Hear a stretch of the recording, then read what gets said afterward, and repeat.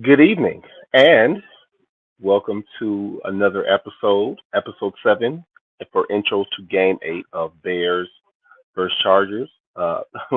Before I do that, obviously, the show, of course, you're viewing right now is the Chicago Clubhouse Network midweek Bears report. I'm Coach Chef, and I'd like to welcome you all here. Stay tuned, and let's get it started.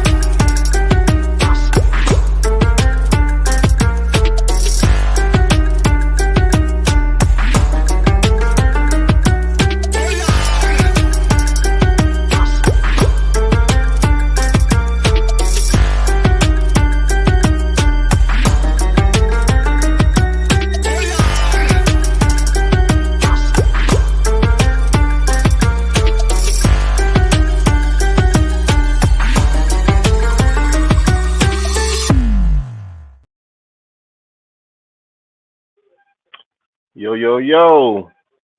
Welcome again to, once again, uh, Chicago Clubhouse Network presents the Midweek Bears Report. I'm one of your three hosts, Coach Chef Diab Muhammad, and I'd like to welcome everybody. I'm just getting my lights together. Okay, there we go. Just want to make sure I get the bar. Got to get the alcohol. Okay, so um, good evening. Happy Thursday. We're brought to you again, back for another week after a Bears win.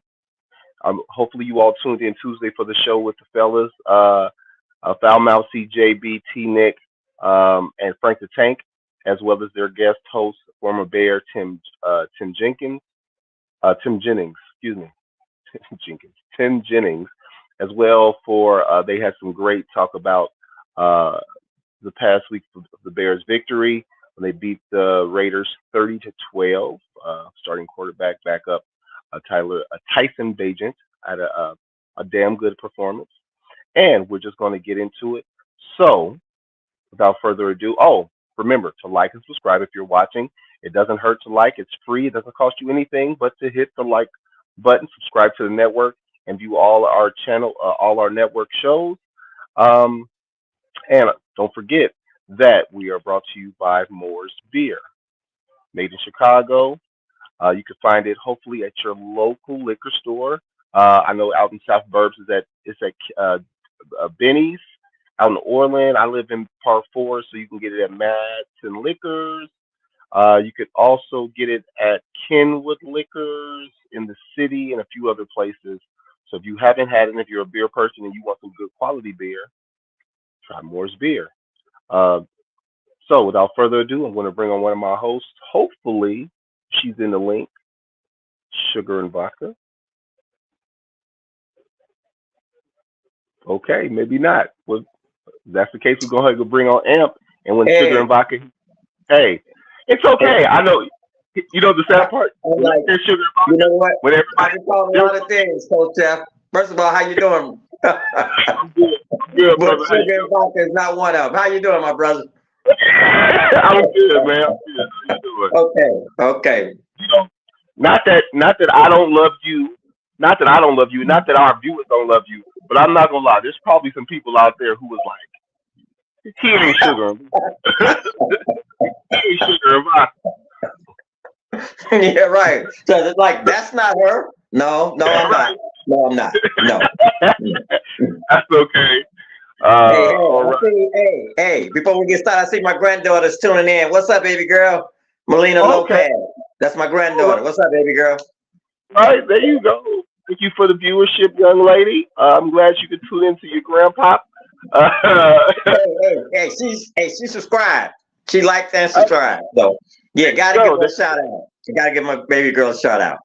Most definitely. Oh, there she goes. Oh, there she goes. You about to have a fan. You about to have the viewers up in a roar, young lady. You about to have them up in a roar. How you doing? How you doing, Sugar and Vodka? Doing good. All right, I, Sugar Vodka, how you doing? You I good? hope, I'm good. That's what's up. I That's what's up. hope, I hope all of your weeks were good so far. Of course, it's always a good week when the Bears get that dub. We got to get some more like show pop ups. Like we got to be able to flash up and stuff, man. I can't be doing all the pointing and stuff and show it at the dub. Start making my own signs, putting them putting them up on screen. Hey, We're working with whatever technology. works. Whatever works. There you go. Right. So, without further ado, since you're here, young lady, go ahead and please hit us with those network promos. Sure. Well, everybody, first of all, subscribe on YouTube to the Chicago Clubhouse Network. And we have different shows all throughout the week. On Monday night, starting at 6 p.m. Central Time, we have the CCP Fantasy, hosted by the Crooked Commish.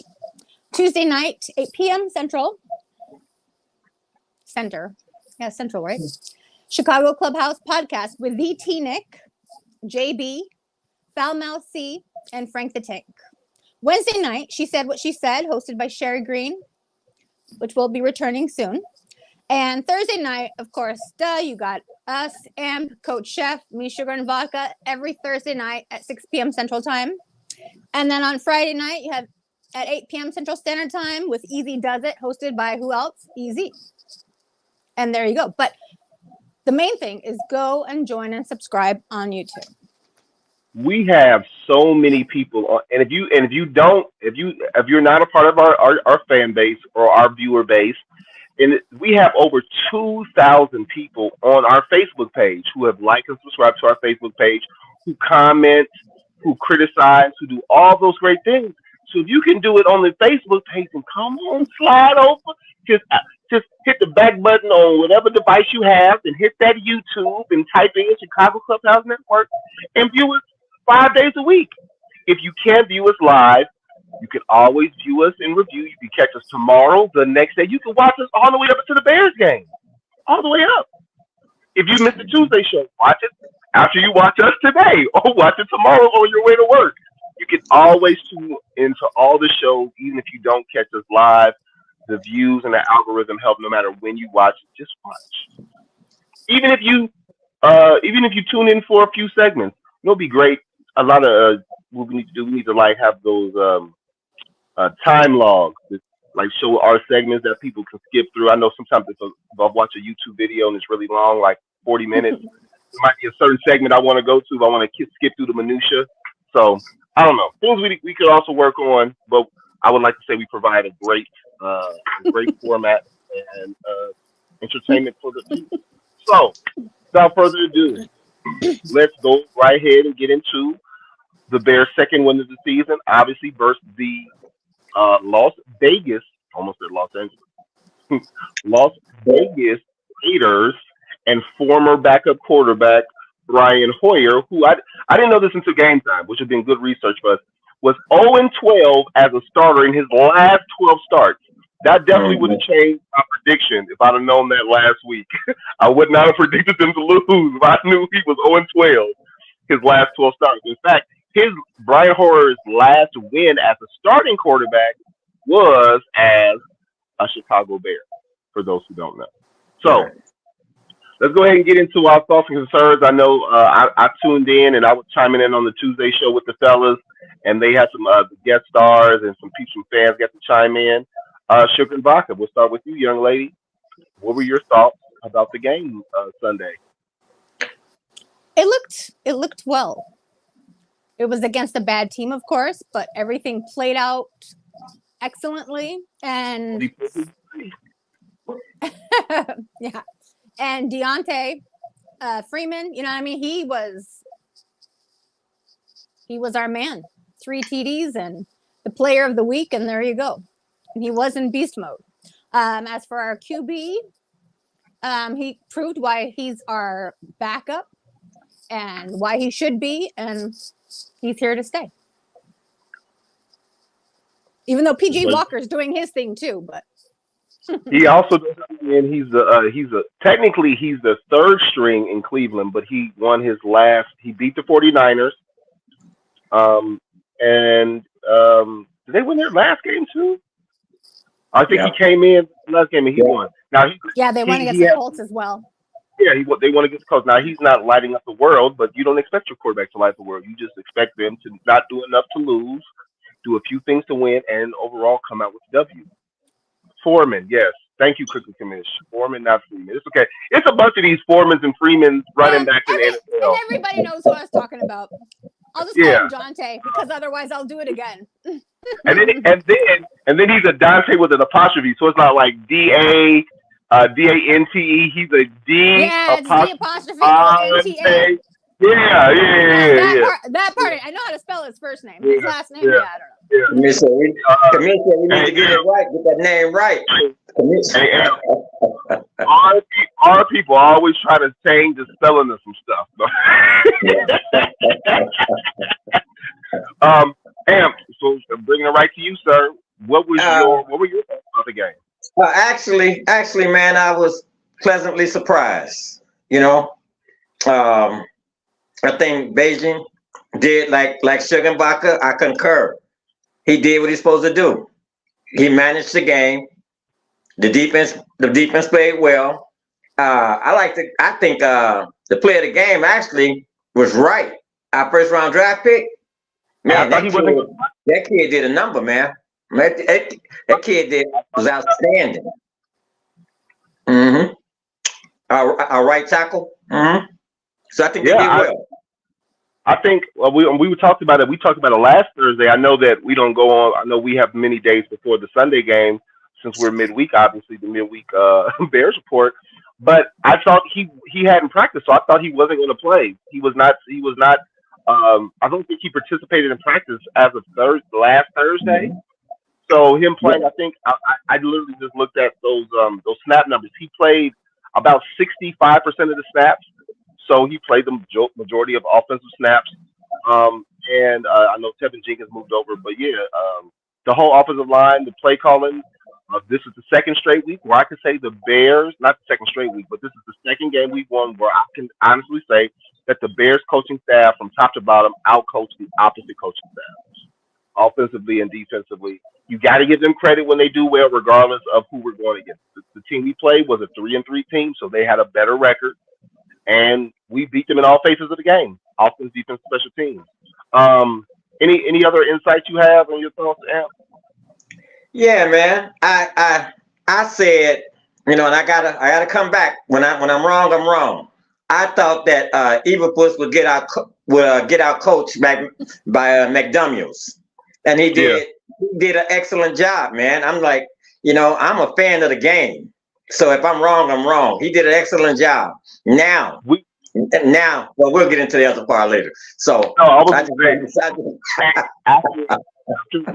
after a win, you gotta say his name right, dog. You gotta get him in. That's what I said, man.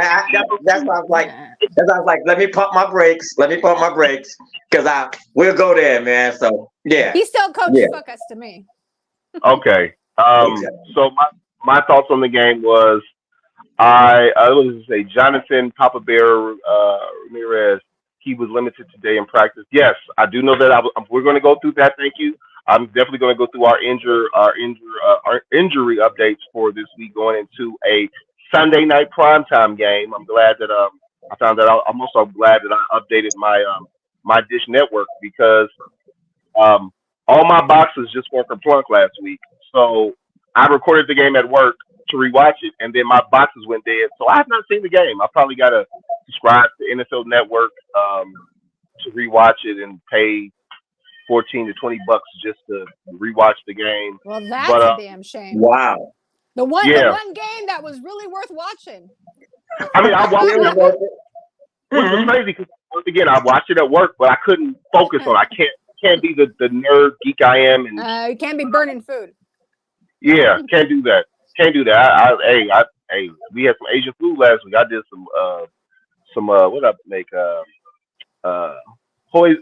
oyster sauce chicken with brown rice, and I did some a braised pork shoulder and lo mein noodles. So yeah, I was putting on for the older people of older generation. I hope they enjoyed the food last Sunday. So You know, I bring used to that do back. that. I used to do that, Oh, yeah, Coach. we had that. We had that Yeah, conversation. I know. yeah. I know. The culinary arts. Yes. I used to do that. Yeah. So hey, it's a different it's a different thing from what I've done Yeah. previously. Yeah. That's why I left. That's why I left, man. All that. You know what I'm saying? Yeah. Funny joke. When I first started cooking, I couldn't remember the numbers. So the only number I could say was like I'd be like 69, 69 the wing, 69. They'd be like 69 the wing. You can't 69 these wings. What are you on? What are you doing? Yeah. So I'm glad I got that together. The game went better than I thought, but as the game played out, it went how I thought it would go. Like I did predict them to lose, but I remember I wanted to. I wish I could go back and clip that moment from last week's show and play it. Play kind of how we thought the predictions would go. Although last week's prediction, I'll do that real fast before I give my quick thoughts. Last week's predictions, Sugar and Bach is the only one of us who had the Bears winning 23-17. Amp had us had the game 21-17 Raiders, and I had the Raiders winning 20-13. I thought that even with the backup quarterback, that they would have a better game plan. I did say that they were not good versus the run, and we ran the ball. In fact, Deontay Foreman had the most carries for any single running back in any single game last week. Should we even have people now talking about, why is he inactive in other games and why hasn't he been playing? It doesn't matter who we have. The point I've been making and most of us been making is we have to commit to the run no matter who the running back is. We've been having success running the ball regardless. But with that being said, he had 3 touchdowns, 2 rushing on the ground. Tyson Bagent, I know that all of a sudden now he's the mayor of Chicago, some people think. But I do say that he played. I'm not gonna say he played great. He played damn good. Great. When your average air yard is 2.1 and you only complete 1 pass that a ball traveled over 10 yards, I can't say you played great.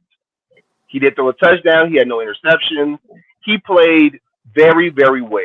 Great is a whole nother thing. I think we overuse a lot of terms, but he did not turn the ball over at all. They played very conservative, but that's sometimes what you do with a rookie, regardless of where he comes from. That's the thing that we'll get into a little later is expectation, because we all know, and we've all said it, if Justin Fields had that same stat line, he would be getting vilified for not putting up higher numbers. But because we keep emphasizing, that was in the broadcast all Sunday, wasn't it? The D2 kid, the D2 kid, the D2 kid, the undrafted free agent, the undrafted free agent, the D2 undrafted free agent from hell knows where. He played in the Bahamas. He played overseas. Like, we get it. He's an undrafted free agent. They said it so many times. I wanted to broadcast. Peter, the Hail Mary from Peterman, for his quote unquote lack of ownership. So he 21 for 29, 102 yards. He threw the touchdown. I think he only was sacked once. Our defense, I've been saying this, and I think we made a point of it. I know that Sugar and Vodka, you're still not proven on defense, but I said the defense would look better for 2 reasons. I said they would look better after week 5, and I definitely thought they would look better once Eberflus took the reins as the main play caller, because Alvin Williams was struggling last year and this year. So I hope he's all fine for whatever issues he's having at home. But I'm glad to have someone else calling defense, because we had 3 turnovers. We still only had 1 sack, but we're getting more pressure. He's blitzing. They're still blitzing. They didn't change the game plan. They put pressure. Like I said, we had three turnovers. Jalen Johnson had 2 picks. Hey, Coach, read that. Ask the commissioner to go back and read Will Smith again. His comment. Yeah, could you go back, Mr. Producer, and go back to the we said Will Smith? Right there. Can you read that? A good backup and did are supposed to do, manage the game and didn't turn the ball over. Yep. Yeah. Okay. Thanks, man. I concur, Mr. Smith. That's exactly what you're supposed to do. Yep. So, yes. Okay.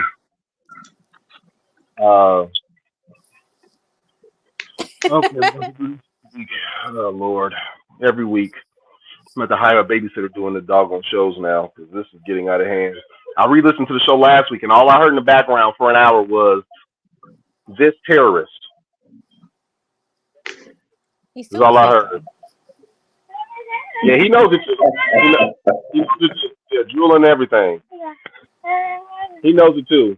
I was watching a Tuesday show on my phone, and he saw me watching it, so he must have thought that we were on. He kept looking at the camera like this. I'm like, bro, you're not on. That is hilarious. My son thinks he's a star now. Gonna be a natural. Right. So, I think that this was the best defensive game the Bears have played all year as a collective defense as far as play calling versus offense. And I think that we were successful. I mean, the offense was underwhelming, but hey, as most fans would say, no matter what your criticism is that we got the W. So as long as we start getting healthy, we'll continue to improve. And hopefully next season we'll actually have a real head coach.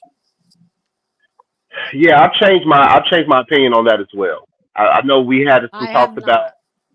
I know you haven't. I'm saying that my thought was, I said that if the team, my expectation was they're going to go 7-10. I said if the Bears go 7-10, I don't think they'll fire him. I'm changing my attitude to the fact that they go 7-10. They still, I think the percentage for me is higher that they will fire him, even if they go 7-10. But if that defense ends the season ranked higher, like say, I think we're not the worst anymore. We're in the 20s, especially the last three to 4 weeks. But if this defense finishes in the top, 12 to 18, y'all think they'll fire him if we're ranked higher since he's a defensive guy? You know what? I just hope they do. That's all I'm saying. Go ahead, Sugar and Vodka. Okay. Because you check this out. We got to look at who we played. You know, the teams that we played and the wins. I know a W is a W, but let's not get over our skis. You know what I'm saying?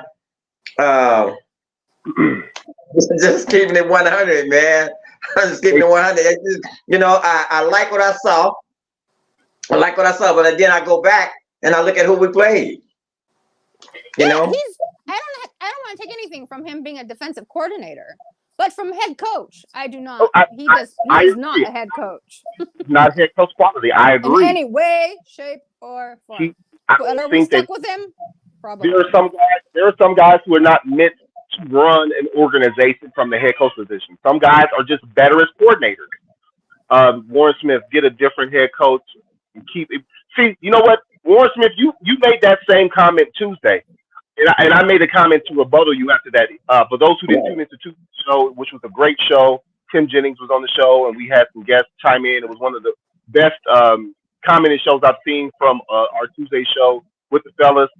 He said that then, and he's saying it now, but I don't think that's possible. This is why. This is not college or high school football.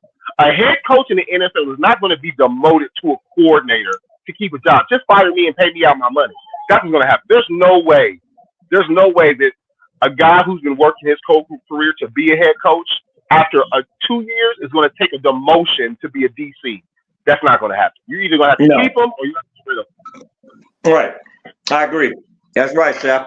It sounds good. It sounds good in theory to be like, hey, Eberflus, we like you, but we don't want you to run our program. No matter how malmounted you are as a person, you're in the NFL because you have a big ego. And if he thinks he's an outstanding a DC, but he's striving to be a head coach now, he's not going to be like, you know what, guys, you're right. I'm not cutting it. I'll take a demotion and a pay and a cut and pay just to stay with this. No, he's not going to do that. If that's the case, he might. Because even if I was him, I'd be like, no, either I'm the head coach or I don't want to be here because they still got to pay him out his contract. Yeah, I'm to the point when I see his face, I'm just like, I want to punch him in the face. To be honest, when he was handing out the game-winning ball, I was like, Cigarettes are burnt out. Such a cooking it. Same reason Lovey wouldn't come back now. Exactly, Lovey. You know what? People said that. Like, would you bring Lovey back as a DC? I don't think. Why would he come back as a DC? Like, he's the head coach who led us to our most successful run. Two appearances, what, three appearances in the playoffs, Super Bowl run. Like, he's not going to come back as a diminished role. And he was just the head coach for another organization, although that organization was ran horribly in Houston at the time. But let's jump. Let's go ahead and get into let's get into our grade. So, Sugar and Baka, what are your offensive grade, your defensive grade, and your coaching grade for the game versus the Raiders? My offensive grade, I'll give a B minus. Okay. Defense, I will also give a B minus, and coaching, I will give a C plus. C plus. Before we get that, bring that last Warren comment up, please, producer. You bring that last comment back up again. Warren Smith put up. It's not. What do you say? Oh, definitely not. But he's got hired somewhere else. Well, you know what? That happens. You're right. I'm not saying he will, but someone's going to hire him as a defensive coordinator, or like, he's not going to go back down to the only lower position a guy like that's going to go back down is DC. He's not going to be a position coach again like Nagy. He's not going to go back to being the defensive coach and be like, assistant analyst or something, unless he's going to back to somebody he knows. He's going to be a DC because he's a quality DC. He proved that he's a quality defensive coordinator. Amp, what are your grades? Offense, defense, coaching. Offense, a B. B. Defense, a B. Coaching, it wasn't that hard to figure out, man. A C. I'm not a big fan of that. A C. I'm not a fan of Evil Pussy. It just showed how bad of coaching Raiders are. How bad of a team they actually are. That's what it proved. 100%. Right. Skylark says, or Evilus can go back to college. Evilus is not going back down, bro. He's not.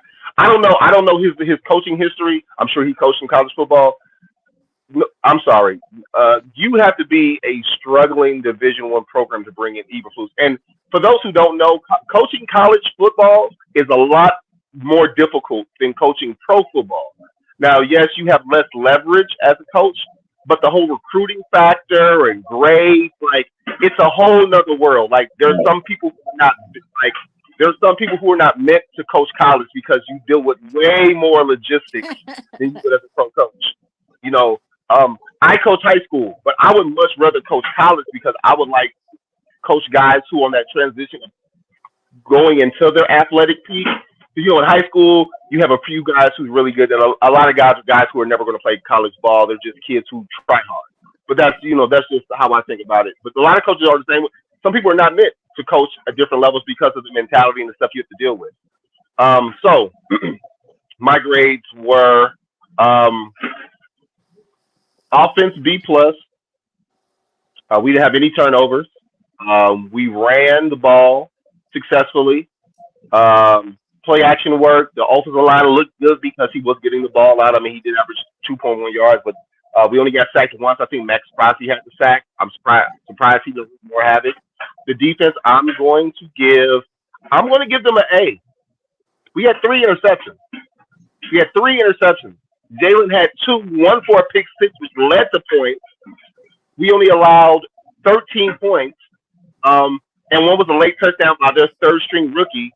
So we did get 1 sack, but we did get some pressures. But 3 turnovers, I got to give the defense an A. Kyler Gordon was back. Jason Johnson, who we've been ridiculing because he's our 3 technique, who has not been getting pressure. He hasn't been playing well, but recently he has. So I'm gonna give them an A.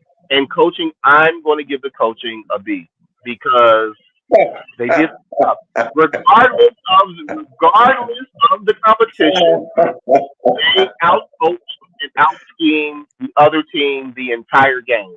Me and Amber are laughing. Except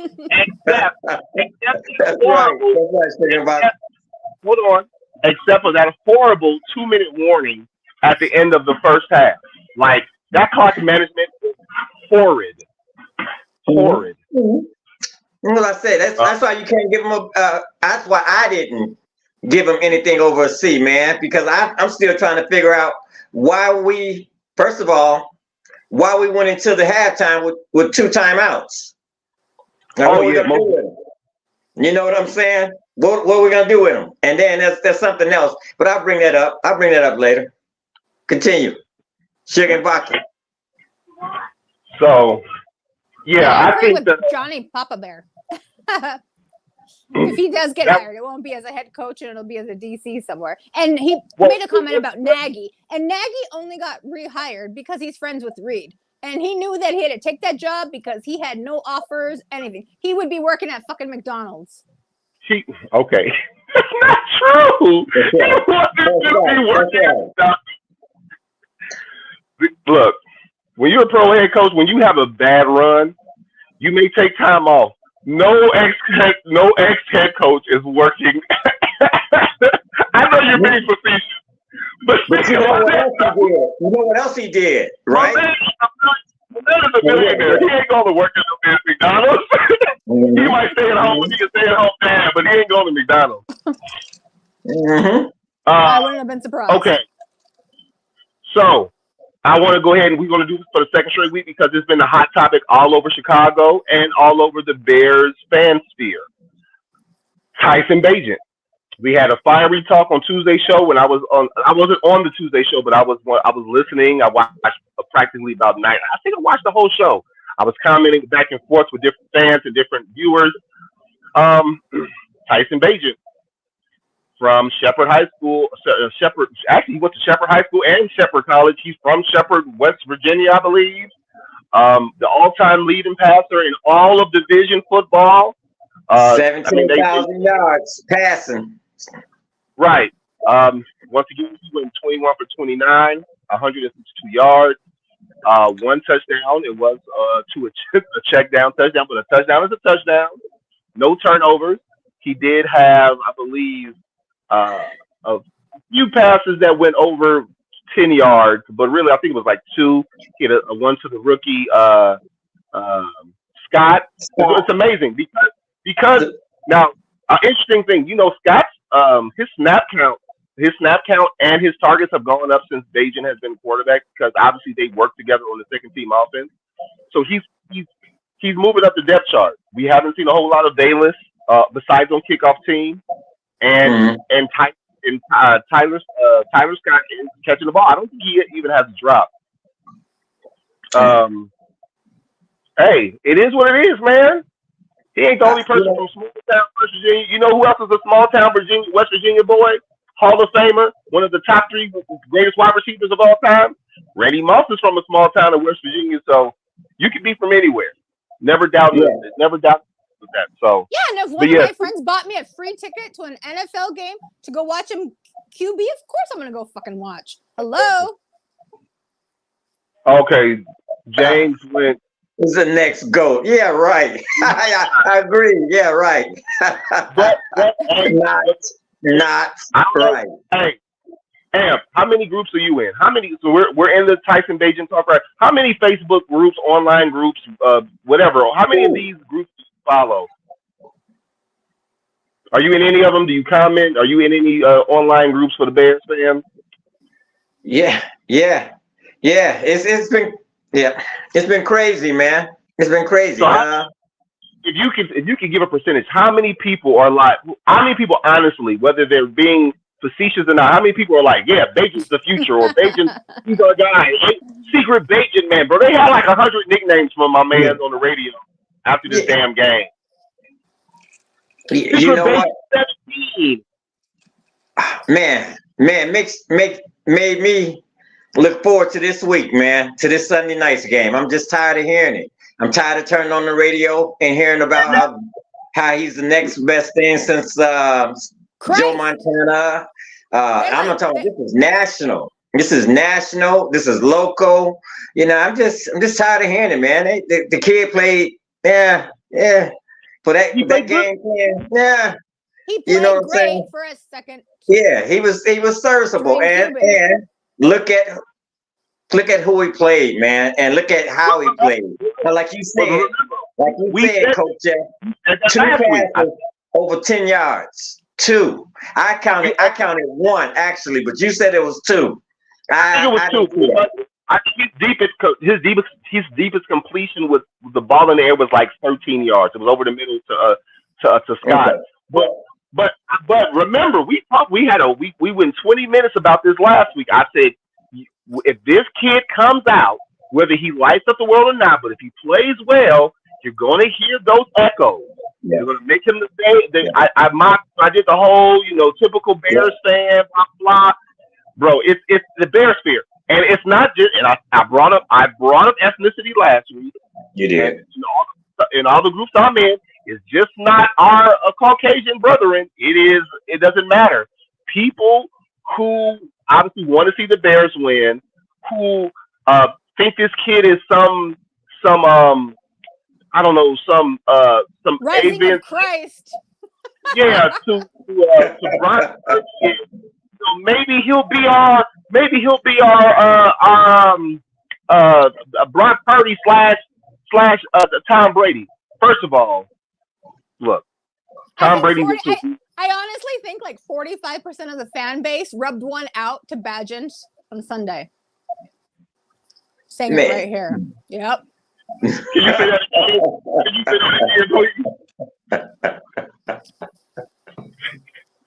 Okay. Can you say that again, please?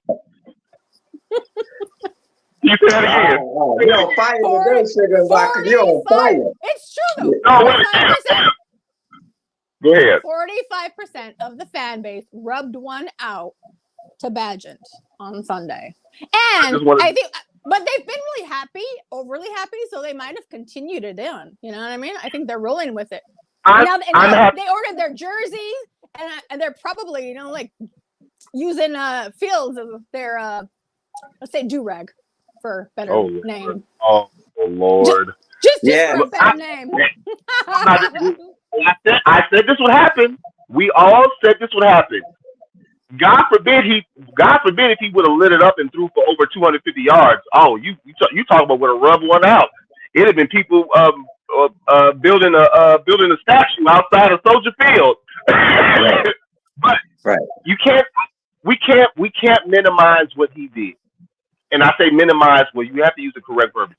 He didn't play okay.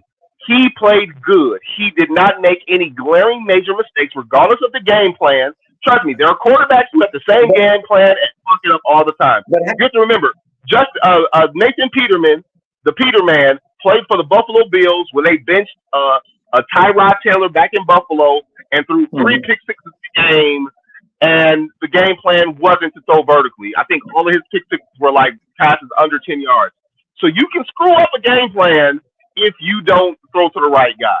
And yes, you know what? Say, Let me say this one thing. People say game manager. Guess what? Every quarterback is a game manager.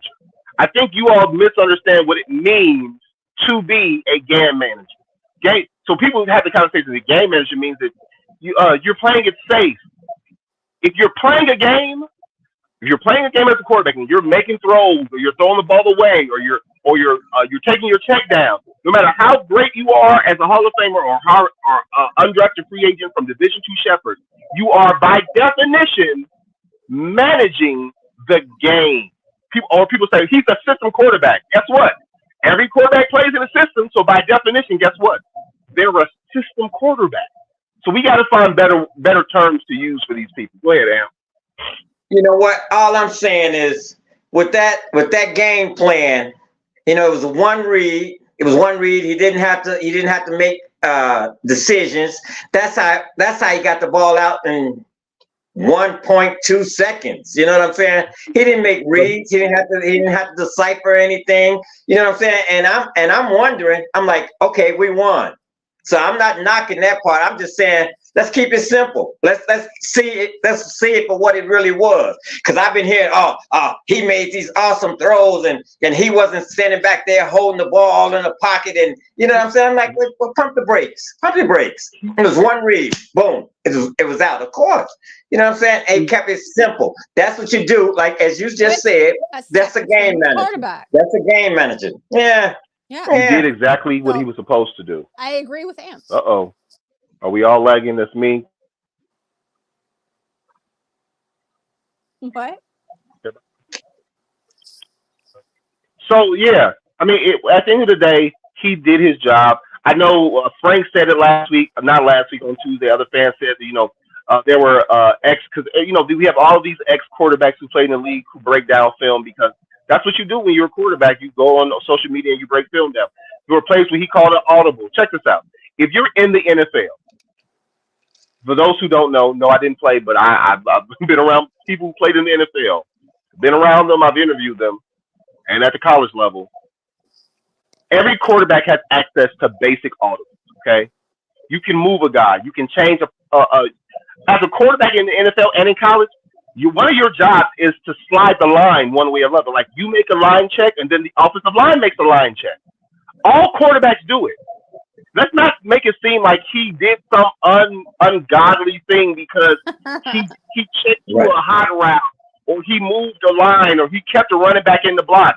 Every quarterback is capable to do. The only quarterbacks who don't make checks are quarterbacks who play in the system with Mike Martz. And as we all know, he is no longer an NFL offensive coordinator or head coach. So,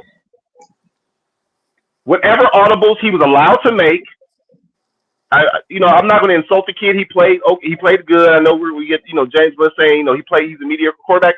I equated this game to what we used to get out of Mitch Trubisky. But we used to criticize Mitch Trubisky for these type of games after a win because why? Because this was draft. Yes, I did. I was a major critique of Mitch Trubisky. You know why? Because when you draft a guy second overall in the draft, and you play games where you throw for 162 yards, that's not the expectation. So this all goes back down to what are your expectations based on where they were taken. Justin Fields has the same stat line. He gets criticism. You know why? Yeah. Because he was first round draft pick. But if you get a guy like Brock Purdy or you get anybody, whether you come, even if he wasn't a D2 guy, say he played at Texas A&M. Yes, that's a Division I school, but because he's a late round draft pick or undrafted free agent, his expectations are less than the guy taking high. That's like Foreman. Oh my God, Foreman had a great game. Why is he running the ball? Foreman ran for 2,000 yards in the season at Texas, but he was an undrafted running back. And yes, he ran for 900 yards as a backup and starter for the Panthers last year. But for those who know football, he's a capable running back. We just have to give our running backs the game. So people, they mire their expectations by where people are taken. That's just the truth of the matter. Okay, read that comment by my son. Read that. Fields is our guy, and that's number one. I didn't say he wasn't. Just had to put that out there. Just had to put that out there. Thank you, he's saying that we agree with that, but there's fucking idiots that are fucking running with Bagent after one fucking game, burning his fucking jersey and doing videos and TikToks all proud with showing their fucking Bagent jersey. And I'm like, dude, I'm embarrassed for you. I'm embarrassed for you. Jesus, I'm just like, what in the fuck? That's like the most embarrassing thing I've seen, and I was just like, I just laughed because I was just like. So this is what I want to do. Can't really say much to that. I made this a part of the show, and I want to see if we were able to do this. I don't know if our producer is able to do this. I want, because we got some feedback. I went on the Chicago Clubhouse Podcast Network Facebook page, and I asked the viewers and subscribers, what things can we do as a show to improve viewership? And somebody recommended that we make sure that we acknowledge our viewers, acknowledge the comments, answer questions, take comments, and also we acknowledge Skylark. Getsy is enough of his playbook. Getsy has enough of his playbook now, and what suits Justin Fields from all training camp. Oh, go back to Skylark. Right. Read that again. Read Skylarks again. Let me see. Yeah, There Jeffy it has is. enough book now for what suits JF1 from all training camp preseason all last season. So now he should, but there's clearly still a disconnect. We saw it last year where they were calling plays in the beginning of the season. They struggle with play calling. Then what they do? Then remember that week, like midweek, right before the Bears started averaging 30 points a game last season with Justin the quarterback when we were still losing, where they were like, "Hey, we took some plays from the Ravens and what Lamar Jackson does," and he started, running for a NFL record for a single game for a quarterback and did all this stuff, and they did it, and then they didn't do any of it this year. So it's like, why can't you be smart enough as an OC to not just take things out, but to implement all these things? Like, it's a copycat league. As a coach at a high school level, anytime I see any play successful at any level, I don't care if it's high school, 7-on-7, NFL, or college, I try to adapt it to the people who I'm coaching because maybe it may work. All the coaches do it. Everybody runs the same freaking plays in the NFL. They all run the same stuff. Now some people are better at calling it and scheming it, but everyone has a play action boot to the third string tight end. Everyone has it. Everyone has a check down slant with a backside post. Everyone has all these plays. There's nothing new in the NFL no one's ever seen. It's how smart are you to sequence these play calls so they make sense for the talent on your particular team. And right now, as far as talent goes, as far as schematically how it goes with our coaching staff, offensively, he lacks creativity and he lacks an ability, and I say creativity of having the talent, the speed, the run after catch, the three-headed monster we have at running backs, the tight ends we have. He lacks so much ability to know how to sequence to get these guys the ball. And yes, we all know JF1 holds the ball too damn long. But guess what? As the quarterback coach and the OC, you all should have been doing drills and things in training camp and practice to work him up. So I brought this up before I get to this. And let me just add on that real quick. And none of us are saying that he does not hold the ball too long, because everything to Bagent, well, he holds the ball too fucking well. It's like, we fucking know this. We're not fucking stupid, okay? Thanks. But they need to work on him with it. It's like they're not working with him on it, and he just needs better play calling, better coaching, and since they didn't draft him, it's like want to play calls that don't include him, but that's what it seems like when he's out there. Mm-hmm. So I said this last week. I don't know if you all agree with me. I said something to the effect of, "Fuck no." No, I'm just kidding. Justin Fields holds the ball too long. He did it at Ohio State. You have to remember the offense he came from. He played 2 years as a two-year starter at Ohio State. He did come out after his quote-unquote junior year or whatever, where the Ohio State game plan for how they call plays for him, because of his talent and because of the talent around him, was run the ball, play action, but all, like, 80% of their play action were deep vertical passing. And when you throw 400 passes in a season and you have a tendency of throwing all your passes, the majority of your passes vertically 10, 12, 15, 20, 30 yards down the field, guess what that's going to make you do? Because you're throwing the ball deep a lot. When you throw the ball deep, what are you doing? You're holding the ball. Yes, 2 years, 400 plus attempts, play action and regular drop back, shotgun and all this stuff, of throwing the ball predominantly vertically, to where that's in his muscle memory. And as a head coach offensive coordinator, you got to do things like, hey, we're going to spend a week with you just doing underneath the reach. We're going to spend a week on your footwork, on getting the ball out fast.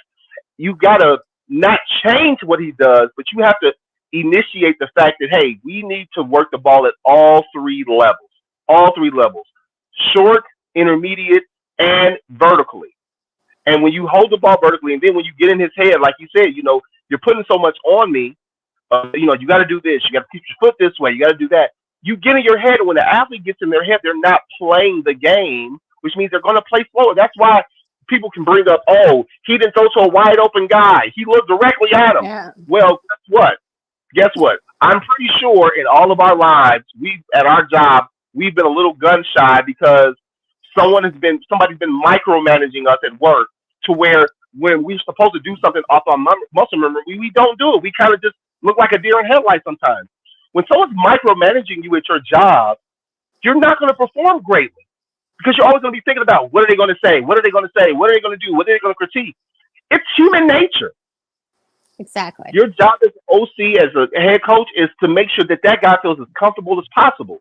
I'm not saying he's soft. I'm just saying you can put too much on a person. I'm not saying he's unintelligent. I heard that cold wording.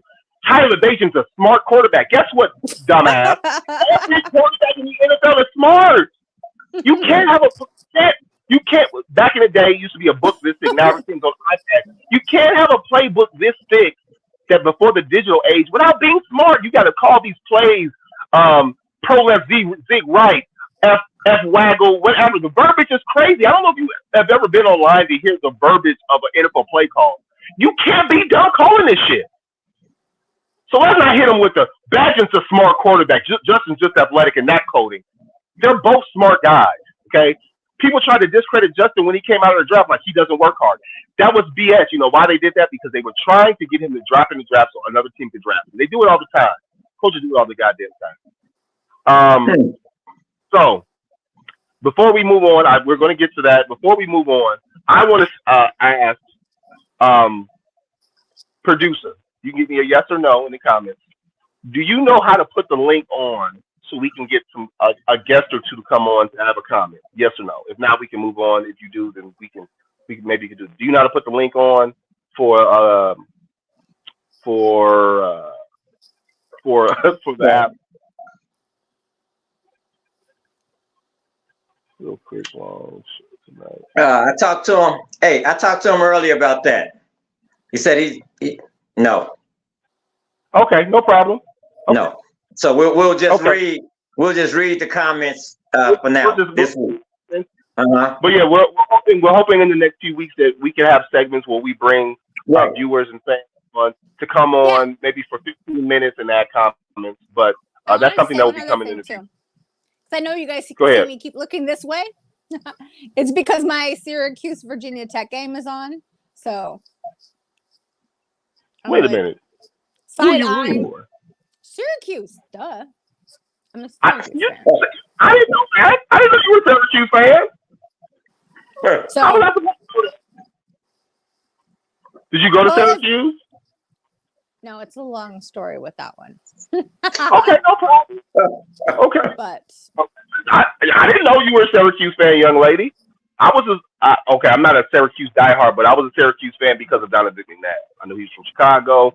The first college game I ever went to was a Fiesta Bowl with Donovan McNabb. Syracuse playing against Michael Bishop and Kansas State back in 90. Marvin Harrison came from Marvin Harrison, exactly. So I didn't know you were a Syracuse. And then the people that came from basketball too. So it's just like, there's like so many. So since we're kind of on schedule, we're going to make sure that we get to your comments and your questions if you have them. For everyone who views in, we're very grateful for all of them. Every single week, we're going to be more concerted effort to make sure we view them and we answer, we comment on those. We're going to jump right into our first segment, our first major segment of the night, which is Sugar and Vodka segment. Obviously, I believe the name Sugar and Vodka. She's going to tell us what she think about the game, the sugar of the game, and what about the game made her want to take a shot of vodka. Yes, so with no further ado, go right ahead. The sweetest, obviously, was the win. The victory was fucking awesome. It was great. We won. Everybody looked like they were having fun out there. Of course, again, it was the Raiders, and their coaching is even worse than ours. Even that's hard to imagine. But everything came together. Everything looked good. Bagent, he played extremely safe, which as a second stringer should. So they played him well. He did his thing. He got us the win. I'm extremely happy for him. And also, nobody else was more than happy for him than JF1. JF1 was ecstatic for his win. He was happy for him, and he was there with him. The fans, that's another thing. But I'll get to that in a little bit. I'm still on my sugar moment. And Deontay. He was phenomenal with the 3 touchdowns. It's like he deserved to win the offensive player of the game. Hands down, hands down. I voted for him. And obviously other people did too because he did win. So that was great. The whole team looked, the defensive, offensive, coaching, everything looked great. I was extremely happy with it. My vodka moment is with the fans after the game. Oh my God, Bagent. They turned into Swallowingsworth when he's talking about Patrick Mahomes and how he talks about our favorite QB, the ex-Packers guy, whatever his name was. I don't even remember. I think number 12, I think he was. I'm not sure. But anyhow, that's how they are talking about Badge. And they're like, oh my God, did you see him? Look how perfect he was. Oh my God, he's so smart. Did you see that, Raid? Oh my God, I can show you a play. No, don't say it because I can show you a play. Like he did 4 reads. 4 reads. He is so smart. He is so great. And let me tell you, it was like the greatest thing I've ever seen.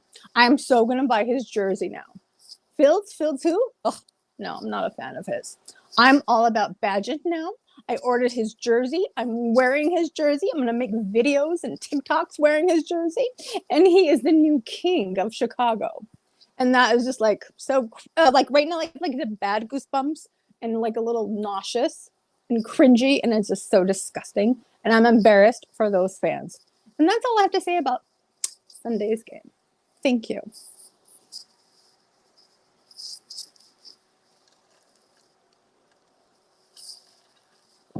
I hope they come back soon because otherwise I'll still go off. Oh Lord. Oh, you. I'm sorry. Did you have a? Did you? Why did you? Why did you? Why did you make the time? Hey, did you hear that? Did you hear how she the Bagent fans sound like it was when Harry met Sally in the diner? the slow moans of orgasm. Mm-hmm. Oh my goodness gracious, man! Woo, Lord! I might have to do my segment. I might give you my segment tonight. Shit. Okay. Thank you once again. Yes. People chiming in. Warren is a Notre Dame fan. So is Frank the Tank. Well, I don't like Notre Dame, but I'm biased for a very specific reason, which I won't get into because I'm a ridiculous storyteller. But this what I do want to get into is I want to go ahead and I want to intro to Game 8 this week, Sunday Night Football. Bears at LA Chargers. Play the Chargers, who are 2-4. I didn't realize that they were that bad. Chargers 2-4. Their last loss last week was a 31-17 loss versus Kansas City. They are another team who is being victim to having a lot of talent, but a very, very mediocre coaching staff. Yeah. Yeah. The word on the street is that Staley has lost the locker room. Their head coach is definitely mediocre. Oh my goodness. I don't know if that guy's going to make it. Yeah, and they're talking about the coach is gone. That the Chargers coach is gone after this year. We should be that lucky. Did you say we should be that lucky? Yeah. They're saying for sure that he's gone. Yeah. And we should be that lucky. They played the 2-4 Chargers. Just a quick breakdown of, like I said, the Chargers. They lost their last game to Kansas City 31-17. They lost the week before to, I think, the Minnesota Vikings. But the weird thing about it is that their offense is pretty potent. They are 8th in yards, total yards. They're 8th in passing yards, and they're 16th in rushing yards. They have some injuries with Eckler. Their backup running back, Joseph Kelly, has been performing well. But Austin Eckler, when he's healthy, is extremely dangerous. Now, their defense, once again, we're going against another team who ranks at the bottom in defense, which could be a benefit to whoever's a quarterback, especially when you have a backup quarterback playing. They are 31st out of 32 teams in yards allowed. They are 32nd in passing yards allowed. Remember that stat with the Bears and the Broncos? The week we played the Broncos, we were the worst 2 teams versus the pass. or in all defense. The Chargers have the worst defense. So for all you Bagent fans, or all you just Bears fans in general, if Bagent tears up the game and has 230, 240, 250, it'll be because the Chargers are ranked 32nd in versus the pass. And versus the run, they are ranked 11th. So they are better versus the run. But sometimes that's a byproduct of the team saying, hey, this team is so bad this team is so bad they're so bad defending the pass that why even run the ball? Why run the ball when we can just throw it all over the yard? Travis Kelce had 170 plus yards of receiving yards last week versus those Chargers. So some key names on offense for them obviously is their heralded quarterback Justin Herbert, 2 running backs with Austin Eckler, who's been battling injury, and their backup Joseph Kelly. Their receiving core with Keenan Allen, who's an all-pro type of receiver. They did lose their second best receiver in Mike Williams, but they do have a rookie Quentin out of TCU who's been playing okay. Their second best receiver based on stats who's healthy is I think his name is Joseph Palmer. Palmer's the second. Yeah. Then they have 2 tight ends. They have the veteran Everett, Gerald Everett, who's been playing well, and then their backup tight end Parham, who only has 9 receptions, but out of those 9 receptions, 3 of those receptions are for touchdowns. So talking about play action and being in the red zone, he's a red zone threat. Their defense, although their defense is horrible versus the pass, they have 3 guys on their team who have racked up a total of 15 sacks. Obviously, we know that former Bear Khalil Mack and Phenom, one of the Bosa brothers, they combined for 10 sacks, but they've got another guy who's been shining named Morgan Fox. He has 5 sacks. So those 3 guys have combined for 15 total sacks. And just because your defense is bad doesn't mean you can't get to the quarterback. And they can clearly get to the quarterback, and we're all concerned about that. Quick update on injuries this week. Brisker has not practiced all week. Nate Davis has not practiced all week. Dan Feeney, who has not played a lot, if at all, because the starting center last week. No, Cody Whitehair did not play a snap. I don't think he played a snap, but because Lucas Patrick was the center. Dan Feeney was limited in practice. Justin Fields is going to be out, obviously, with the dislocated thumb.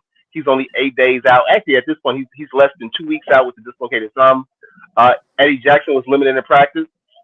Your man, your heart crush, Miss Vodka, Rashawn Johnson, he was in full participation this week in practice. I know. So hopefully I'm happy about it.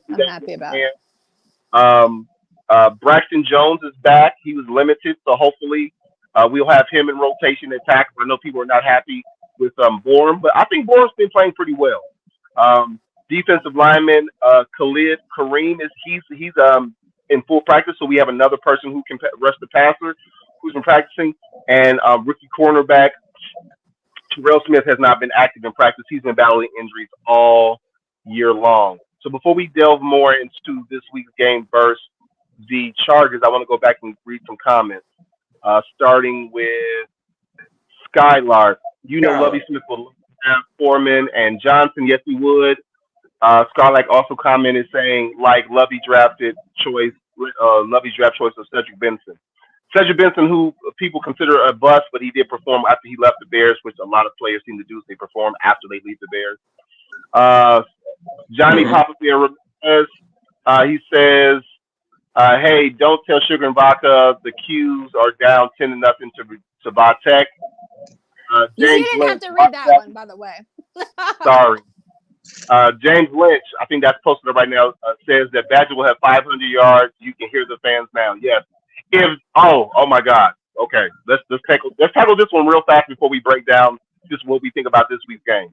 If Badger has 500 yards, which I'm pretty sure will be a Bears record, you will never hear the end of it.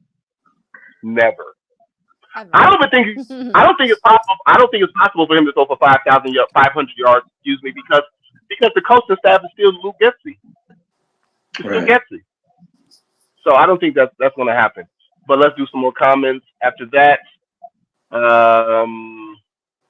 What do you guys think about John Lynch would be cool. Mm-hmm. James Lynch? Yes, Palmer. Palmer's pretty good. Yes, the other receiver I like us to have Palmer. Maybe he's a free agent because you want both JF1 and Bagent to ball out. I'm not sure what that was about, Skylark, unless you would. Oh, wouldn't it be cool? I guess if he's saying if both quarterbacks balled out, I guess yeah, it would be.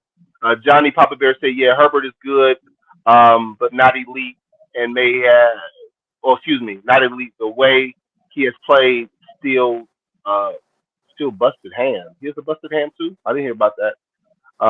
Warren Smith run the two-headed beast this weekend of Foreman and Johnson. I agree. Yeah, Commit to that the. would be nice. Would be nice. Yep. I'm not saying that we got to be like I hear this from a lot of old school fans. They say we got to go back to Bears football, running the ball and defense. Check this out. Yes, running the ball is great. We need to run the ball. We need to run the ball to open up the pass, and the defense, of course, has to be elite to win. But we are still the only team in the NFL who is yet to have a 4,000-yard passer. So yes, we are saying we need to run the ball to open up the pass, but passing is kind of the way of football now. If you can't pass the ball, you can't win. There's not a team who hasn't produced 4,000 yards passing of recent history to win a Super Bowl.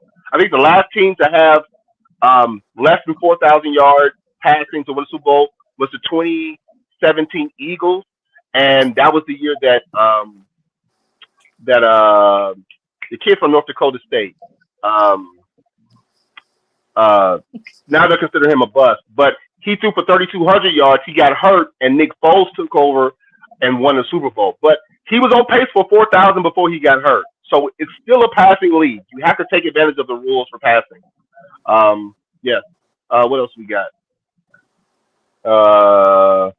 James List said he was being sarcastic. I'm not sure about what. Oh, okay, about the running. Okay, yeah, I got you. No problem. But yes, I don't think you're being sarcastic. I do think we need to run the ball. I think we need to run the ball, even though they're good versus run except the pass because they're weak versus the pass. But we have to make sure that the pass rush doesn't have an easy way to our quarterback. Warren Smith also said exactly 100% should run the ball to open the pass. Skylark, have to give it even to Evans being his first game since he was brought back. It's his second game actually. They brought him back 2 games ago. Darrington Evans. He was with the Bears last year. He got some carries based on some last year, and he's run the ball well. So, hey, this offensive line. Hey, are any of us in disagreement that the Bears' offensive line can run block? Are any of us in disagreement about that? And also, the one other thing too is pay Jalen. You know what? It is a contract year. He deserves the fucking money. Pay him. Fucking pay him. Come on now. And by, there's like no question. He's one of the best cornerbacks in the league. He doesn't produce the turnovers, so maybe. I disagree. He's got to go. He's got to go. He's got to go. Him, Eddie Jackson, both of them has to go. Don't pay him because he can't stay on the field, man. He can't not stay on the field. Don't pay him. No. I like I'm 100% against that. What Poles is trying to do. I like what Poles is trying to do. You know what I mean? Bringing in these young cats like Stevenson. You know what I'm saying? To go with the young cats back there, man. Don't pay Eddie Jackson. Don't pay Jalen Jackson. No. So do you have to go until you can prove your worth? You know, and I know he did 3 picks or 2 picks. He has. How many picks did he get Sunday? He has. Yeah. So what the fuck you talking about, bro? And how long has it been? Wait a minute, let me finish. I've been quiet tonight. How long has it been since he's balled out? Matter of fact, how long has it been since we've seen him on the field? Wait. And most importantly, and then I'm gonna break it down. It made me lose my train of thought, man. Okay. I'm saying no. Don't pay him. Get it back, I will give you the floor when you get it back. But let's be clear. There are 2 critiques. There are 2 critiques about Jalen Johnson as a Bear. One is he doesn't cause enough turnovers. He has 3 career interceptions. 2 were in the same game versus Brian Hoyer and a rookie. So that's one. He doesn't create turnovers. The second criticism, and that's the only two criticisms we've ever had about him, is his inability to stay healthy. Yes, I understand. But he's still clearly your best corner, one. Two, he's also only 24 years old. So do you get rid of a guy who's 24 because he can't stay healthy? He can't stay healthy now. It doesn't mean his career won't be not riddled with, like, injuries. You can't predict injuries. So that cannot be the reason why you don't pay him. Now, what you if you're not producing, I don't care whether you're a second year player, because like right now, for example, they're calling for JF1's head. They're calling for his head, and that has nothing to do with injury. You know what I'm saying? I'm saying production wise. You know, so what? Like, let's go back to Eddie Jackson. That's a perfect example. Eddie Jackson, production wise, why would you pay him? Yes, he balled out Sunday. Why? When if we're rebuilding from the ground up, he's got to go. As a matter of fact, trade him. Get some draft capital. I think that the deadline is the 31st of October. Let's see what we can get a third, fourth rounder for him, man, a fourth or fifth. You know, get something for him. You know what I'm saying? But signing him, no. Especially not with this coaching staff. Nope. Me and him are about to go. I'm going to disagree. You may have it right about Eddie Jackson. You may not want to pay him, depending on what he wants. He has had some injuries lately. He's had the foot thing that hampered him last year. He had the ankle that hampered him about 3 seasons ago. He did have a season and a half where he underperformed, but it was because they were asking him to do something that he wasn't really, really good at. I think he played outstanding last year. He is still the only other defensive back the Bears have had in the past 8 seasons to be an All-Pro. So he has the resume. So Skylocker agrees with you.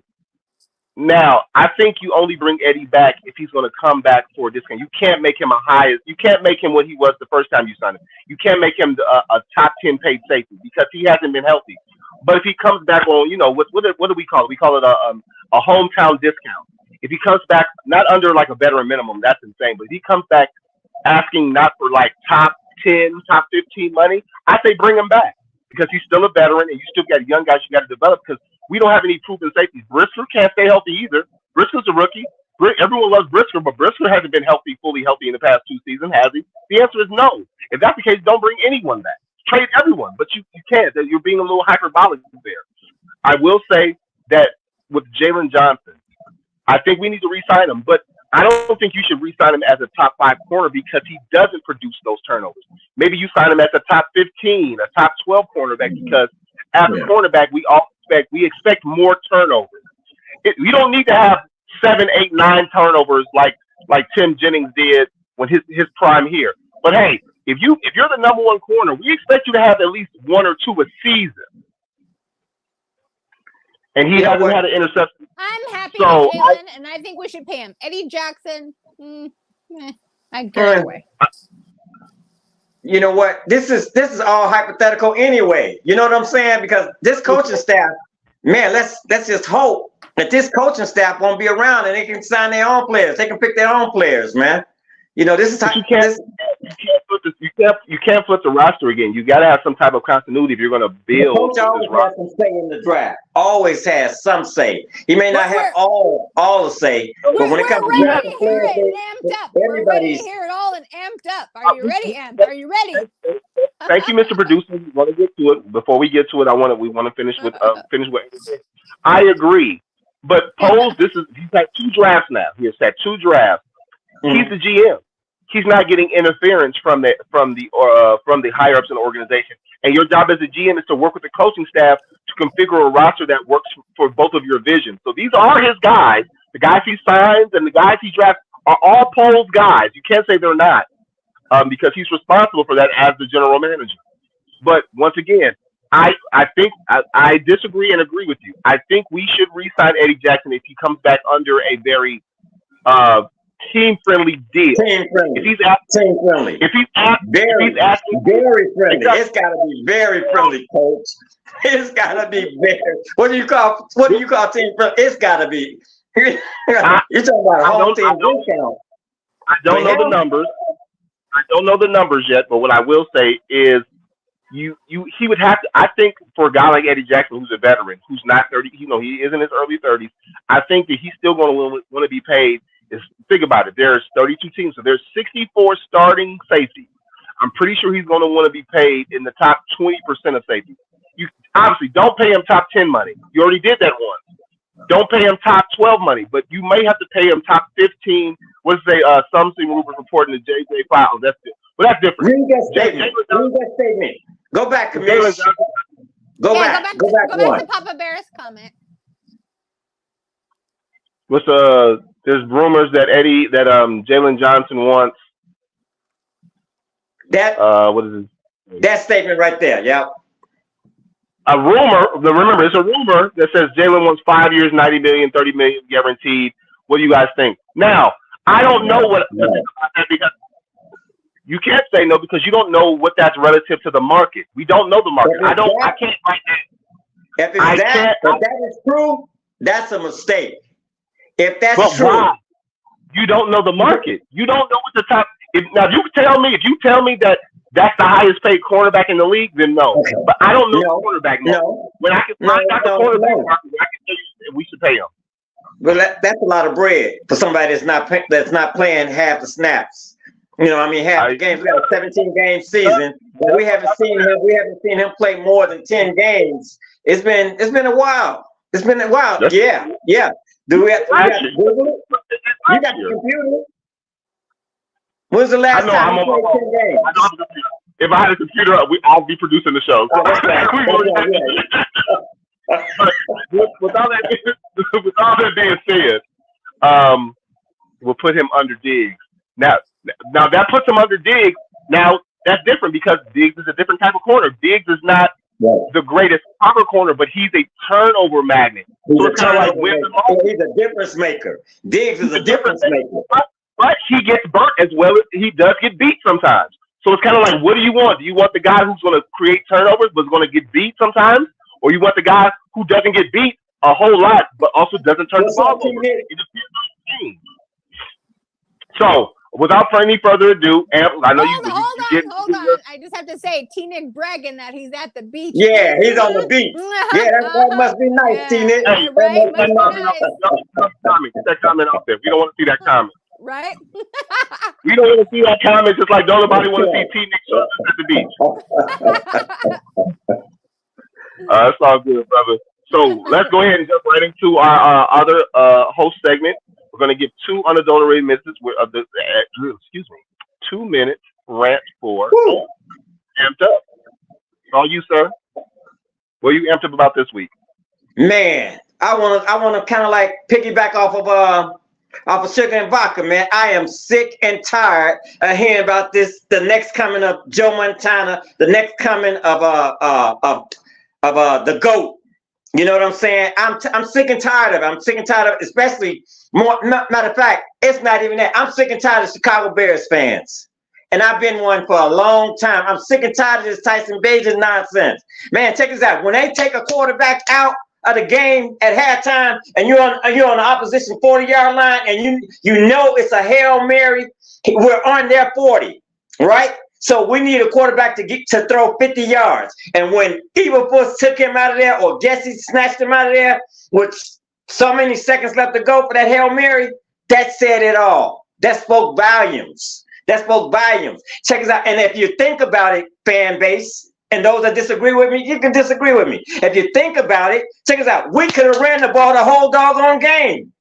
We could have ran the ball the whole. I mean, he threw for 21 of 29 or 24 of 29 for 160 something yards. Come on, man. Oh man, Justin Fields holds the ball too long and he was getting it out like 1 second. Yeah, Gordon Reed. I watched it like 3 times, man. I watched that game 3 times. So stop it. Pump your brakes, Jim Shoes. Pump your brakes. Tyson Bagent is just what Sugar and Vodka said, and just what Coach said, and what I'm saying. He's a bag up. He's serviceable.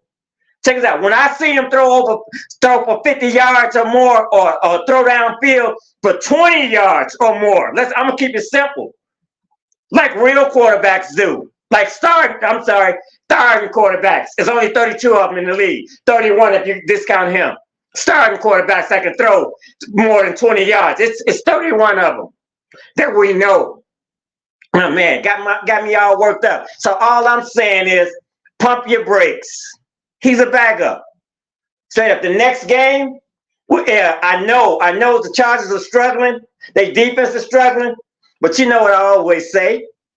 Check this out. If you want to get off the snide, my beloved.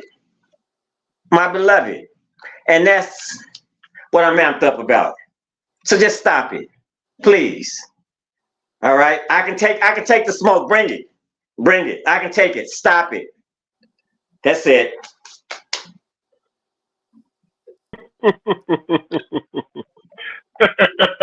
My man, F with the amp up segment. For all you now, I know some of you who viewed in Tuesday who are big Bagent fans. Look, we don't dislike the kids. We just want people to keep a That's open. the thing that people don't go. We are not against Bagent. We are Bears fans. Of course we want to win. Bear fans first. Bear fans first. You know what I'm saying?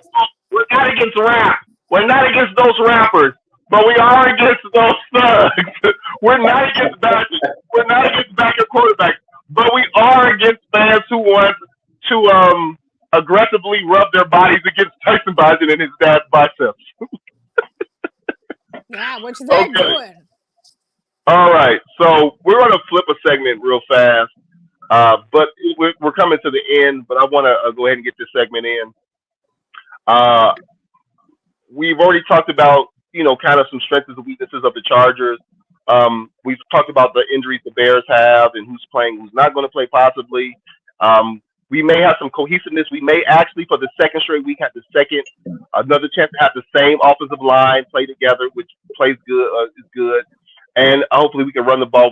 Hopefully we get Roschon Johnson back. So we have two 220 plus running backs who are very athletic, running the ball, and then with our backup quarterback, and also getting the ball to our threats at wide receiver. We're going to jump right into score prediction. Sugar and Vodka, what's your score prediction for this week?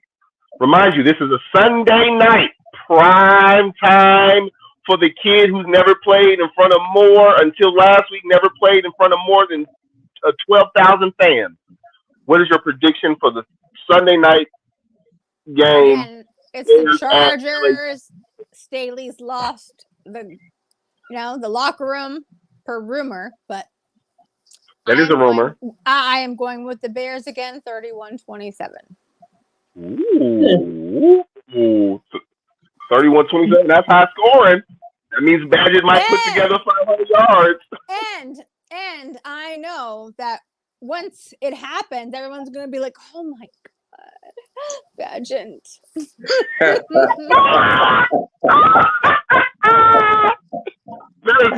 will never go. He played so orgasmic, huh? He played so orgasmic. What you got, man? I got the Chargers winning 24-14. Oh, wow. Yeah. 24-14. And we flipped it up. Usually we do the betting line first, and then we do our predictions. Yeah, I was gonna say that. But I didn't. I thought you had a reason why you did that. I'm looking at it right now. I know Santos is gonna be out there. Do you want to hear it? You want to hear it, or you want to give your prediction? Well, I'm gonna give my prediction, and then we'll get to the betting line right next. Okay, we'll get right there. Baby goat, child, please. Okay, so I want to use because we do it. Me and Amp. With our predictions, we do our predictions differently. So Amp typically, his prediction for the game is not necessarily how he would bet the game. My prediction is always based off of what I would bet on the game. So that's why the bet, it doesn't matter what order, so I expect it to be different. But with all that being said, with knowing that the defense is that bad and knowing that we are running the ball, and I'm feeling a little more confident. I think the Bears are going to pull it out this week. Let me write down. Okay, Bears. You got LA. I'm going to take the Bears. I'm going to take the Bears. The defense is playing well. Man, I might have it high scoring too. Plus the over under is 46.5. I'm going to say Bears. Yep. I'm going to say the Bears. Third. I think they go back. Oh man, if they go back to back 30-point games with Taysom Bagent, oh my God, it's going to be the third Chicago Fire. I already told you how it's going to be. I think I agree. I'm going to say 34-24. 34-24 Bears. 34-24 Bears. That's my prediction. Ooh. Yeah. Ooh. Oh my. Oh my. No matter what we say about the Chargers, they can still score. They still have weapons. Eckler, Keenan Allen. You could say that maybe he's not playing great this year, but he has a big arm. He's athletic. So with that being said, let's go ahead and move to our betting segment with Amp and Coach Chef. So go ahead, Amp. Okay, check this out. Like you said, Coach Chef, the over and under is 46.5, right? They got the Bears minus 8.5. It's plus 8.5 points. Yeah, they got the Bears. They got the Chargers giving 8.5 points to the Bears. Really? Right? Yes, 8.5. That's a lot. Right? And the money line, excuse me, for the Bears is plus 340. Right? So if I bet straight money line on the Bears $20, I win $140. They got the Chargers, like I said, giving away 8.5 points. The money line for the Chargers is minus 450. So if I bet $20, I will win on the money line without giving up the points. Straight for $20, I'd win $78. So what I would do if I was betting, really, actually, I would stay away from this game, but because of the 8.5 points. But if I was a betting man to parlay it, I would take the money line for the Bears to 340, and I would bet the $20, and I would win $140. And so that's my parlay. And I'm sorry, that's part of the parlay. So I would take the over. It's 46.5. And like you just said, Chef, the Chargers can put up. Justin Herbert can put up numbers. He can definitely put up numbers. So the over and under is 46.5. So I would take the over, and I would take the money line on the Bears. Yeah, that's my parlay. Okay, so you said you what site you use again? FanDuel. Okay, now I just checked FanDuel before the game, and I'm not saying that you're wrong. Maybe you might have slightly misread it. And I just checked it again. Yeah, they have the Bears plus 8.5. Yeah, I said that. The Chargers giving the Bears 8.5. Okay. My bad. I apologize. So, like you said, plus 8.5. They had the Bears money line at plus 350 and the over under 46.5. So the parlay I had two parlays. The two parlays I had, but the one that I would go with was I would take the Bears 8.5 plus 8.5, which means that before the game starts, the Bears are up 8.5 points. They are the favorite. They are the favorite. I take the Bears money line and I take the over, and then these are the three I got. $10 if you take that 3-leg parlay. The Bears plus 8.5, the money line, and the over 46.5. $10 will get you 47.11.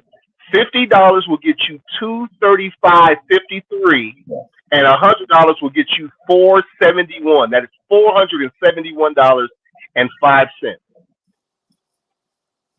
And the second parlay I had was I was going to take the Chargers minus 8.5, the Bears money line. Did I do that right? No, The Bears. no. The Chargers money line. I flipped it. I took the Chargers money line. I took the Chargers negative 8.5, and I took the over steal. $10 will get you 22.30. $50 will get you $111.50, and $100 to get you 223. So really, based on the numbers, it don't matter what your parlay is. You're going to win some money if you put some money on the parlay for this game, whether you take the favorite or the underdog. I know, baby boy. I know he's back. He's back. Oh, I know why you back. Oh, I know why you back. Oh, Lord. With that being said, that's what we have for the betting line. Tonight, we're not going to do my segment on what's cooking because we're a little past the time, and our producer has some obligations. So what we'll do is we're going to do a few more viewer comments. We're going to do the promos. Hey, there you go, Akia, waving everybody. Hello, internet world. And then we'll do the promos, and then we're going to get out of here. So that's what I want to do. We had a lot of comments. Producer, do those scores. Have the commissioner pull up those scores first from our viewers because they gave their predictions. Yeah, a couple of those, and then a comment. Start with Skylark 99 with the Bears 27, Chargers 17. So Skylark, I'm already reading the Skylark comment. Skylark 99 had the Bears 27-17. If Bears defense steps up again, same similar game plan with the offense like the Raiders game. Okay. Right after that, Johnny Papa Bear Ramirez said Chargers average 23 points a game. Yes, that's significant. Crooked Commission people comment. Okay. Johnny Papa Bear says Bears 34, Chargers 21. Warren Smith, Bears 28, Chargers 24. James Lynch, 21-17 Chargers. You get that low scoring game. Skylark asked the question, do you think Khalil Mack revenge game? Hey, anything is possible. Him and Bosa combined, I think actually he's tied with he's topped in sacks, Khalil Mack. Although I think he had like a 6-sack game.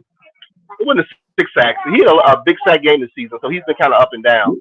But he hasn't been consistent. But then again, they do get to play my beloved. So you know how I feel about that. So you have to, instead of one pass rusher with Max Crosby with the Raiders, you have 3 pass rushers who can get to you. Warren Smith says Bagent passes for 2 touchdowns, and the two-headed monster scored 2 touchdowns. That would be awesome if that happened. That would be combined for 4 touchdowns if that happened. What else we got? Johnny Popaware also said Wright's going to shut Mac down. Look, I hope so. I hope he does shut him down. But you know, Mac is also like to switch sides. Skylark said need to use Tyler Scott and Bayless Jones on jet sweeps. If we scheme it right, yes. But sometimes it's predictable, sometimes it's not. Lately the jet sweeps have been working. So if you can get that in with your running backs having really good games on these bubble jets and all that other stuff, if it works, then great. If it works, it's great. If it doesn't work, we're going to be questioning the play call, especially depending on when you call it. And then the last comment we got was 6 sacks against the Raiders. Oh yes. So okay, thank you, Johnny Papa Bear. He said that Khalil had 6 sacks against the Raiders.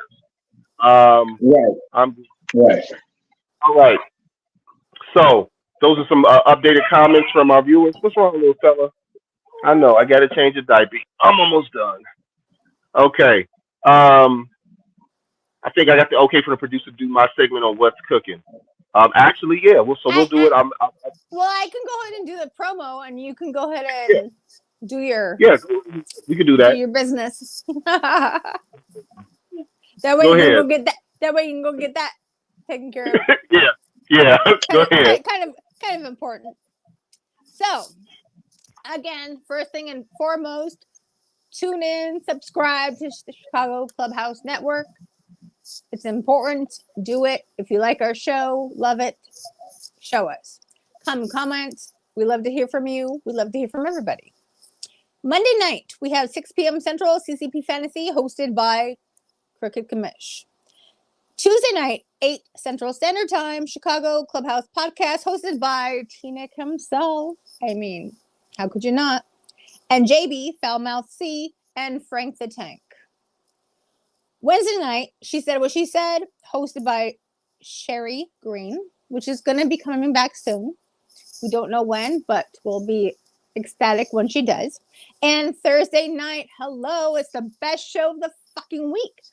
6 p.m. Central Standard Time, me, Amp, Coach Chef, tune in. It's a great show, and I think it's the most entertaining, if I don't say so myself. And Friday night, 8 p.m. Central Standard Time, Easy Does It, of course, with the host, Easy. And we have Mr. Chicago that will be on his own show eventually, but he's floating around right now, and you've got to tune into him. He's a great talent, and we're glad to have him around. And other than that, I am going to be thinking about what's going to go on this Sunday, so we'll get to some of these. Oh, it's the first time live. Well, James Lynch, you have to listen more if it's just your first time. We are we're very entertaining. That's right. Damn right. That's right. All right, I'm in dad What's mode. cooking, baby? What's cooking? I'm going to multitask with a quick what's cooking by me. This week, I'm going to talk about what's cooking is the Bears defense. That's what's cooking this week. So, since we lost Alan Williams, give or take, right before the Washington game, I believe it was, the Washington game. So that was 4 weeks ago now. The defense has progressively gotten much, much better. We're rushing the passer. We're not necessarily getting those sack numbers high, but we are causing quarterbacks to get rid of the ball faster. We're not allowing a lot of rushing yards. Now, maybe those teams are not running the ball, but it doesn't matter because we're not ranked last in the league anymore in versus the run. So the defense is playing better. The defensive play calling has been better. We're performing. We're getting I'm hungry. I got distracted. We're getting to the quarterback. We're hitting the quarterback. We're causing turnovers. I think we've had an interception in every game the last 3 games. We had 3 picks last week. We had a pick versus Kirk Cousins. We also had an interception. Versus Sam Howell and the Washington Commanders. So that's 3 straight weeks with an interception. We've also had at least 1 sack in those last 3 weeks. We only had 1 sack last week, but we're getting still consistent pressure, and the defense is not allowing the 25 points a game. So that bodes well. In fact, the last 3 games, we haven't allowed 20 points at all, I believe. No, the Washington Commanders game, we allowed 20 points. It's okay, buddy. So that's what's cooking right now, the Bears defense. The thing that we all, as Bears fans, love and hold true is the Bears defense. And they are performing much better than they did last year after all the trades and how they were performing earlier this season. We are no longer ranked at the very bottom of the NFL versus the run, nor versus total yardage.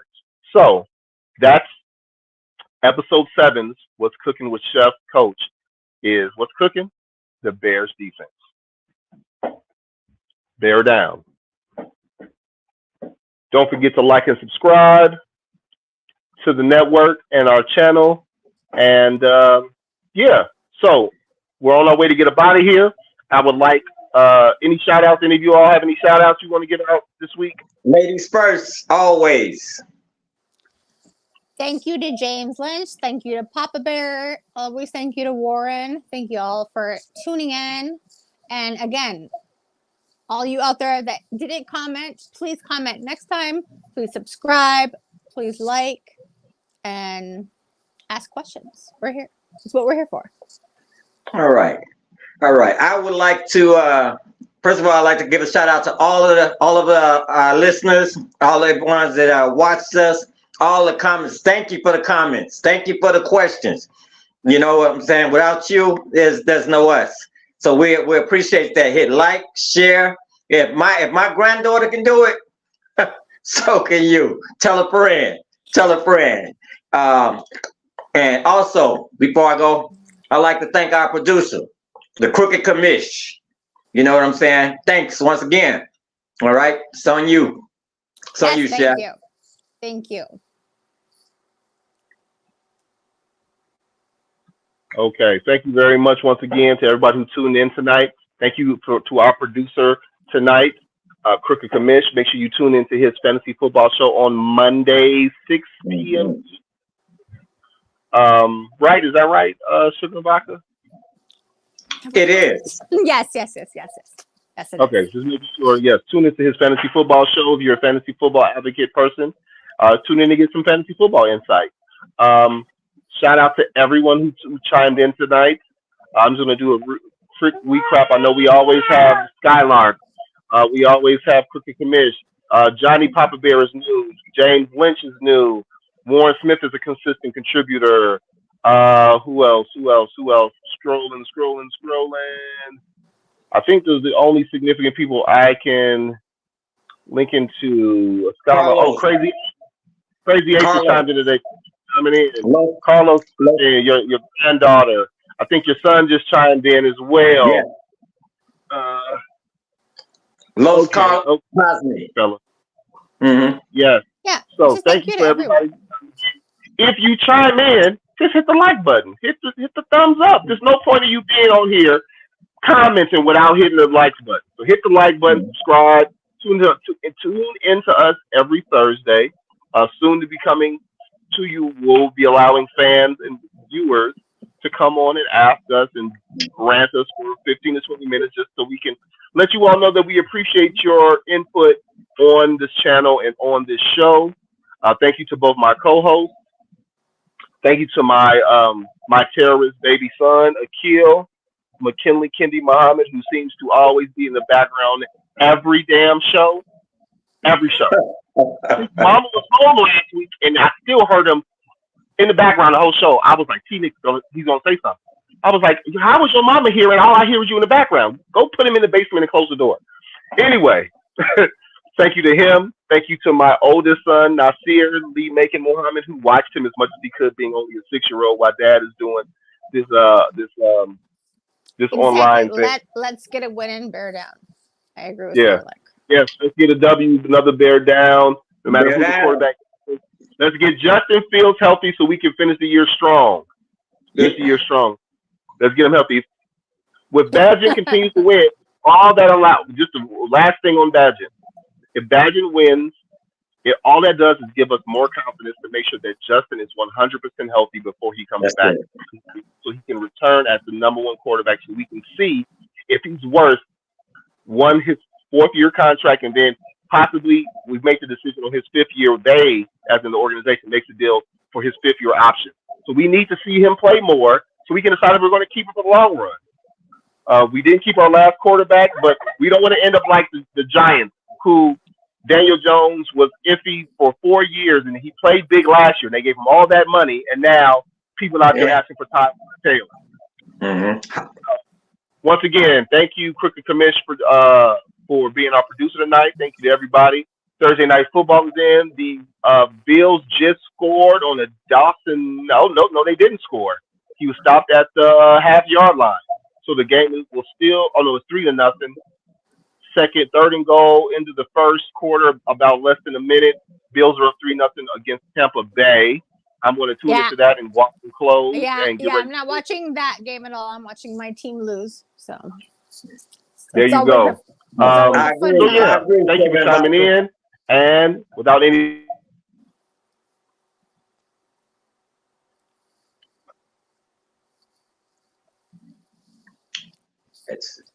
we keep flipping. That's okay. But yeah, so thanks for tuning in, and until next week, see you all with a wet wipe in my hand. Good night, everyone. Thanks for tuning in. Yeah. He is so cute, though. But yes, every Thursday, 6 p.m. Central, will be here. And so will this little guy. He's not going anywhere either. I have to take my son so they can get out my hair.